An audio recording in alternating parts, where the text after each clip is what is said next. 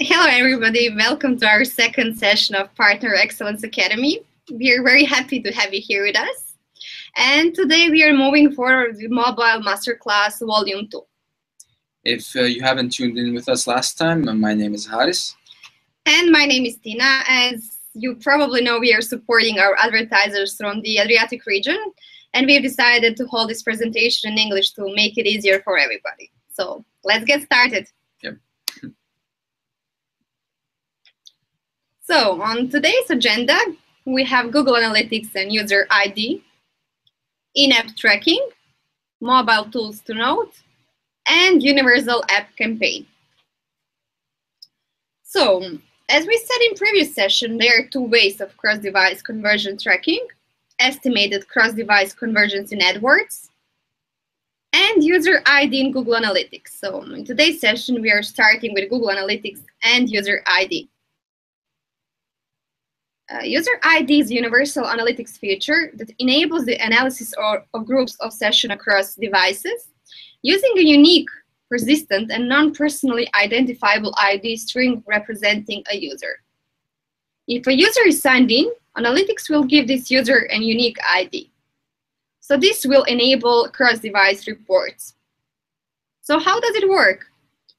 The user ID enables the association of one or more sessions and any activity within those sessions with a unique and persistent ID that you send to Analytics.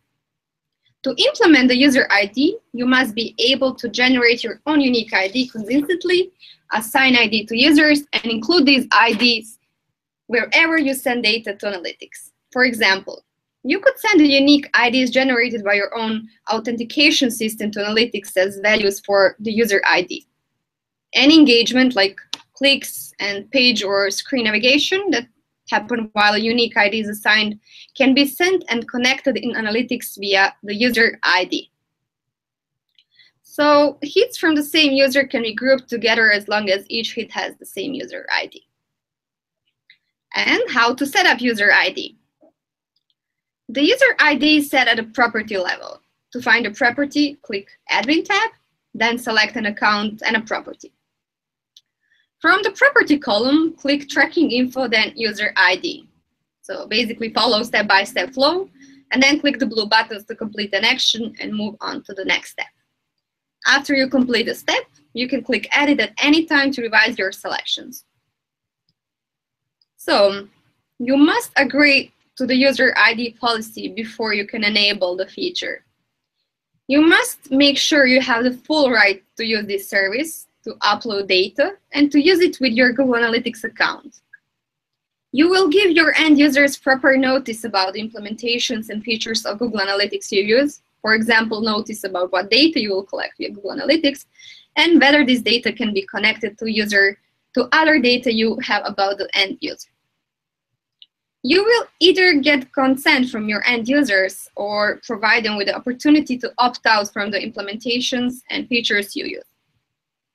You will not upload any data that allows Google to personally identify an individual, such as certain names or social security numbers, let's say, or email addresses, or any kind of similar data.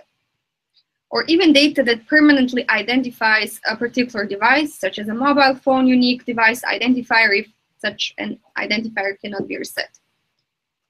So if you upload any data that allows Google to personally identify an individual, your Google Analytics account can be even terminated, so you may lose your Google Analytics data, so be careful there. You will only session stitch authenticated and unauthenticated sessions of your end users if your end user have given consent to such stitch, or if such merger is allowed under applicable laws and regulations, of course. After you enable the user ID by agreeing to the policy, you must implement the user ID in your tracking code. To use the user ID, you must be able to generate your own unique IDs, assign IDs to new users, and consistently reassign IDs to returning users, and include these IDs in the data you send to the Analytics. This step should be completed by a developer, as it's quite difficult to implement and do on your own, so better consult your developers. You can use the user ID both for both websites and mobile apps, but you cannot blend web and mobile app data in reporting view. So web data can only be sent to a property, to a web property, and mobile app data can be sent to mobile app property. You can also click the toggle to turn session unification off at this step.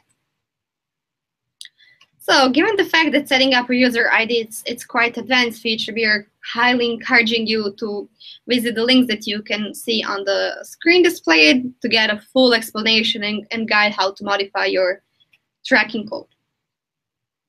So once you have set up the code, the final step is to create a user ID reporting view. User ID can only appear in a dedicated user ID view. To see and analyze the data you collect via the user ID in your tracking code, create user ID views in your analytics account. Click Create to create a user ID view, enter a reporting view name, and you might want to include the term user ID in the name to help you remember that this is a special user ID view. And then select a reporting time zone and, of course, click Create. You can also create more user ID views anytime on a user ID property by following the standard process that we're all familiar with, so how to create a new view. User ID views can be converted to standard views, but standard views cannot be converted to user ID views. Only new view added to a user ID enabled property can be designated as user ID views. So we encourage our more tenured advertisers who have been using analytics for a long period and still have the old ga.js library to use that they use for analytics tracking on their websites to upgrade it to universal analytics because it allows you more insights, including like device overlap, which shows you the proportion of your user base who have interacted with one or several different devices. And cross-device reports that help you connect data about devices and activities from different sessions in these steps. So let's see what the user ID coverage report will tell us. Users that have a user ID assigned are likely to behave differently than users that don't have an ID. So for example, you can set up the user ID features so IDs are assigned to users when they sign in into an account. This means that a set of users with an ID assigned are also the set of users that interact with your content while they're being signed in. With a user ID coverage report, you can see the percentage of your sessions that include activity from signed-in users. Signed-in users usually engage more deeply with content or can take actions that perhaps non-signed-in users won't take, like make a purchase, let's say. Separating these traffic segments in your report can help you make better business decisions. So you might design advertising, content, engagement activities, or transaction approaches for signed-in users differently than approaches that you use for other non-signed-in users. You can also use this data in the report to help strategize ways in which you can encourage users with existing accounts to sign in when engaging with your content, or even figure out how to attract new account signups. So moving forward to the device pathing. The device path report shows you the sequence of device categories used to engage your content.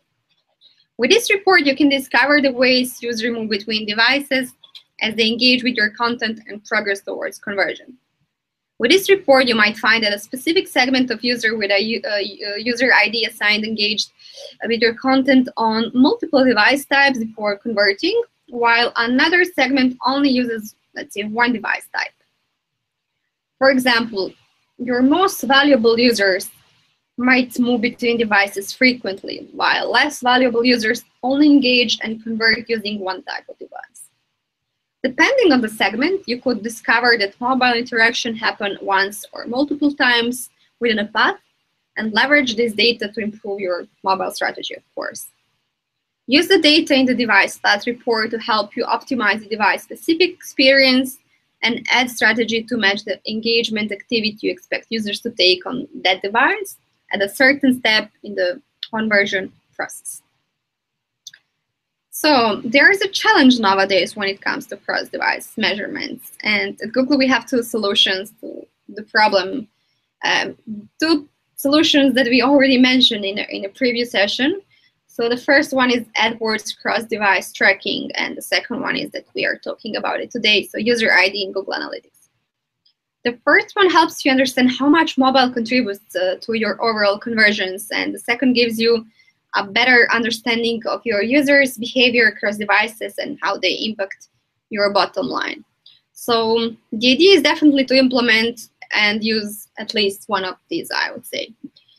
On this slide, you can basically see a graph where we display the search queries in South Africa to give you a little bit more of a perspective. So basically the first line, the blue line, is the traffic coming from desktop, so from the computers, and the second orange line, it's a traffic coming from mobile devices with a full browsers, and the bottom one is the tablets.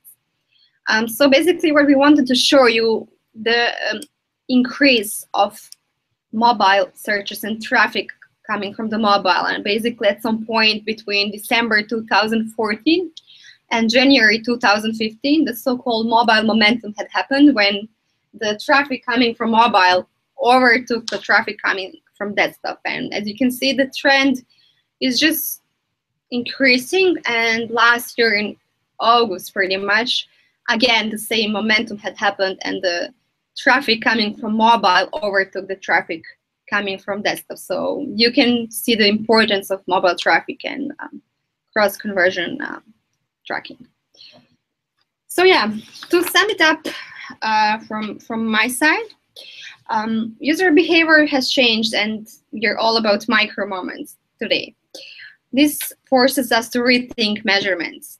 Google cross-device conversion tracking solution allow to measure conversions across devices with an uncomparable scale and breadth using a transparent, privacy-focused methodology. Cross-device conversions are already available in your account, so no implementation is necessary. But however, consider universal analytics for advanced cross-device measurements. So cross-device conversions will help you to rethink your bidding across devices, and we are here to help with automatic bid optimization for all your conversions. Okay, so now I'll be telling you about in-app tracking. There are a number of ways for app measurements, and they are the ones that you can see here on the slide. So we have codeless tracking, which is for Android only. This requires no additional code in your app. Conversion tracking software development kit. This tracks Android and iOS installs, in-app conversions, and can also be used for remarketing.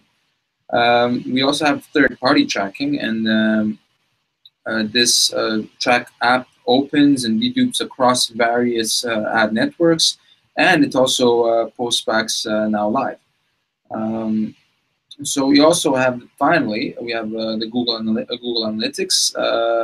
It is the best in-class in-app analytics tracks how users from different sources engage with your app over time. Of course, I will mention more in-depth details about ways of app measurement and their benefits shortly after.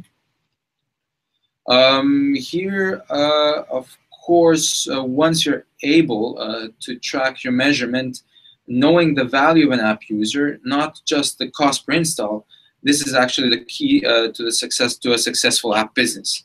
You have to make sure of the following things. So where your downloads are coming from, what channels drive the most engaged app users, how to target and optimize ad spend based on the level of user engagement. So it is very important to mention the lifetime value of your app users. In-app conversion tracking allows you to understand what users do after they download your app, whereas AdWords allows advertisers to track and report in-app conversion events in AdWords. So this would be, let's say, registrations and sales. And this data can be used to optimize campaigns to acquire the highest value users. And as I said a few moments ago, the following that I will mention are the Google AdWords solutions for app conversion tracking. And these are Android codeless install tracking. What this is actually Android app conversion tracking. It allows advertisers to register conversions for Android app downloads resulting from AdWords campaigns. And the tracking works across mobile search and mobile display, and this display would of course include sites and apps. How it works? Well, for AdMob, advertisers register a mobile app conversion event in the Tools and Analysis tab in AdWords. Tracking app downloads from Google Play doesn't require adding a code snippet, so it can be done with no changes to your app's code. For search, on the other hand, advertisers using the new search app install campaign do not need to take any action. Their app installs will automatically be tracked from the Google Play data. And the target audience for this way of app conversion tracking are the AdWords advertisers driving downloads of their Android applications via click to download ads and mobile app extensions. So AdWords advertisers that are looking actually to maximize the lifetime value of a user with their mobile applications. The key benefits and the messages that you get from this point from Android codeless install tracking is that Android app conversion tracking will get advertisers full transparency into their return on investment from AdWords, that is from AdWords app download campaigns. So thanks to the integration of Google Play, we can also report installs of your app without needing any additional code implemented in the app itself. Our next way for app conversion tracking is the Firebase Analytics SDK, or Firebase Analytics Software Development Kit. What is Firebase? You might be asking. Well, Firebase is Google's unified app developer platform that combines 15 major Google app developer products into one unified SDK. And of course, it's available for both iOS and Android. What is Firebase Analytics? Well, Firebase Analytics is a feature of Firebase. This is a feature that is within Firebase itself, which is part of the components that make Firebase. So it is at the heart of the Firebase itself, and it's included for free with the Firebase Software Development Kit implementation. Clients can choose to implement Firebase Analytics only without implementing any other features of Firebase. The benefits of this is that it works for both iOS and Android. It automatically tracks first open and in-app purchases or in-app commerce conversions. It works for all Google Ads, and Firebase audiences can be synced to AdWords for app remarketing. Besides all of this, of course, another benefit would be a comprehensive event-centric in-app analytics, and app across network attribution tool helps you to track other non-Google media. The third way of in-app conversion tracking is the third-party or in-house tracking integration. The benefits to this are many app advertisers use third-party tracking vendors to facilitate conversion tracking and dedupe across the various ad networks they buy ads on.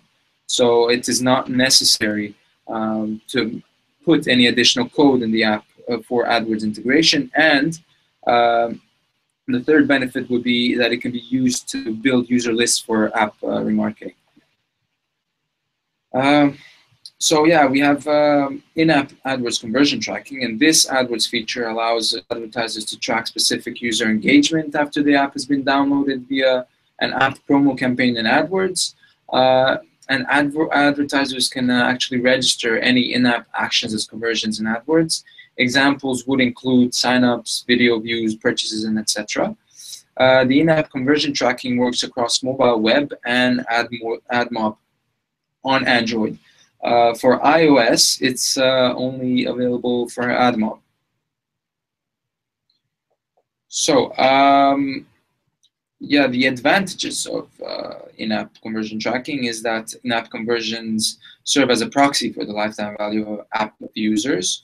advertisers can measure and optimize their campaigns by the valuable actions that users take beyond the download, and conversions can be one-time or many-time events, and advertisers can register as many events as they'd like. Moving on to the next slide, the implementation of in-app conversion tracking is quite simple. You have 3 steps. The first one would be to decide which in-app actions offer useful signals for user engagement. Next would be to register a new conversion event in AdWords and download the code snippet. And 3, we have you have to actually incorporate the code snippets that you get into your app or utilize server-to-server API pings. The slide is pretty self-explanatory. The promotion lifecycle of a new app. First, you would, of course, advertise your app with Google. Next, you have users downloading your app due to the advertisement that you have through Google. Once the users download your app, users will interact with this app. And while interacting, conversions actually fire on app download and other predefined key events that you have specified.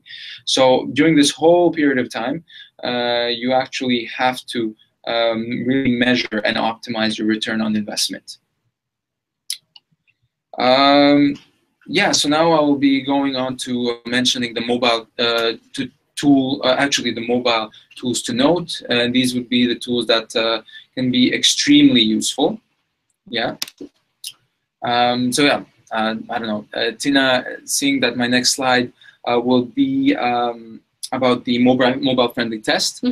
Have you ever like tapped something on your mobile in Google search, and you go through your search and you see some website that you are looking for, and you actually you click on it, but then you notice that your website is kind of you have very small words. The links are very hard to tap on, and some. I know what you mean. It does happen quite often, and it's really kind of annoying, right? It's extremely frustrating, and it can be frustrating for users as well. So yeah, actually, moving on to the slide. You can use the mobile-friendly test, and this can be checked through the website that you see here on the presentation. As I said, it can be very frustrating for mobile, as a frustrating experience for mobile searches. So in order to make it easier for people to find the information that they're looking for, we added a mobile-friendly label to our mobile search results. A page, of course, a web page is eligible for the mobile-friendly label if it meets the following criteria. And this, of course, is all checked by the Google bot. And the criteria are as follows. So if the web page avoids software that is not common on mobile devices like Flash, if it uses text that is readable without zooming, if its sizes are content to the screen, so users don't have to scroll horizontally or zoom, and if the website places links far enough apart so that the correct one can be easily tapped. And the mobile-friendly test, as I repeat, is on the Google developers page, and this test can be very useful for analyzing a URL and report if the page is a mobile-friendly design. The next tool that you can use is the Page Speed Insights tool, and this helps you analyze the speed of your website on both mobile and desktop. Besides analyzing the data, it also gives you suggestions on what you can fix on your web page. It is extremely useful, and you can find it on the link that you see here. So yeah, now we're moving on some of the key metrics in Google Analytics. As Tina has mentioned on a while ago with her example about the search queries in South Africa, you have probably noticed that searches done through mobile are increasing each day. So it is very, very important for you to actually also track data that you get through Google Analytics to actually see this whole trend. So yeah, there are 3 elements that you can track, and you have mobile sessions, and this shows you the total number of instances your potential customers use their mobile devices on. So mobile, that is when visiting your site in a designated date range. you can, of course, look at this data year over year so that you can get this bigger picture of the trend of how search through mobile is actually getting more popular and more influential. You have the engaged mobile users. First, you would have to, of course, create a goal for how pages you like mobile users to browse, to consider their visit a valuable interaction with your company. So once you do that, then you can monitor that goal here and consider them as interested potential customers. The last factor that is very, very good to check is the items added to cart on mobile. You can use this to see how many users have gone as far as adding items to their shopping cart on their mobile devices. This can help inform you of your product pages, if your product pages, of course, are too difficult or are difficult to navigate on mobile.